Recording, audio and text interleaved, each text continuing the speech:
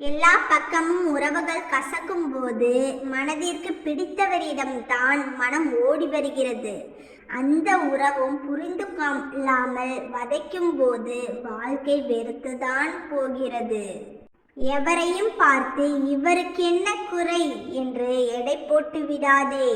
வலிகளோடு தான் வாழ்கிறார்கள் பலர். 1000 உறவுகளுக்கு மத்தியில் நீ தனிமையை உணர்கிறாய் என்றால் உனக்கு பிடித்த ஒருவருடைய அன்பை நீ தொலைத்து விட்டாய் என்று அர்த்தம். தொலைத்தவர்கள் வேண்டுமானால் தேடாமல் இருக்கலாம். தொலைந்த ஒவ்வொருவருமே தேடிக்கொண்டுதான் இருக்கிறார்கள் தொலைக்கப்பட்டதற்கான காரணத்தை. என் வாழ்நாள் முழுவதும் அனுபவிக்க வேண்டிய துன்பங்கள் அத்தனையும் இளம் வயதிலே அனுபவித்து விட்டேன். கவலைகளும் ஏமாற்றங்களும் மாறி மாறி வந்து என்னை தாக்குகிறது. போதும் கடவுளே, உன் சோதனையை நிறுத்திவிடு. இனி எதையும் தாங்கக்கூடிய சக்தி இந்த மனசிற்கு இல்லை. பகலில் தூக்கம் வந்தால் உடம்பு பலவீனமா இருக்குன்னு அர்த்தம். இரவு தூக்கம் வரலைன்னா மனசு பலவீனமா இருக்குன்னு அர்த்தம். எது ரசிக்கப்பட்டதோ அதுவே ஒரு நாள் சலிப்பாகும்.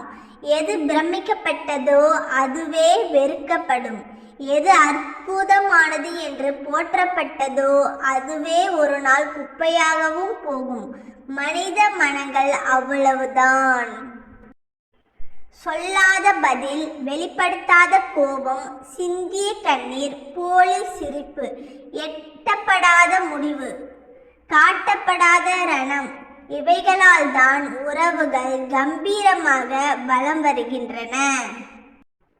எப்போதும் தொல்லை தருகிறாளா?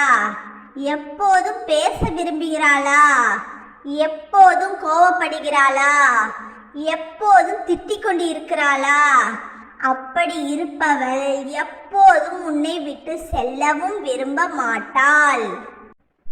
ஏதோ ஒன்றின் மீது வைக்கப்பட்ட முழுமையான நம்பிக்கை உடையும் போதுதான் இனி எதுவுமே தேவையில்லை என்ற நிலைக்கு வந்து விடுகிறது மனித மனம்.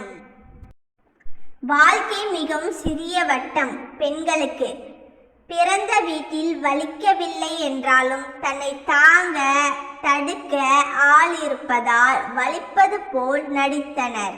புகுந்த வீட்டில் தன்னை கண்டு கொள்ள ஆள் இல்லாததால் வலித்தாலும் வலிக்காத மாதிரி நடிக்கின்றனர்.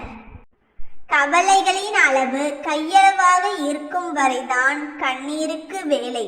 அது மலையளவு ஆகும்போது மனமும் மறுத்துதான் போகும்.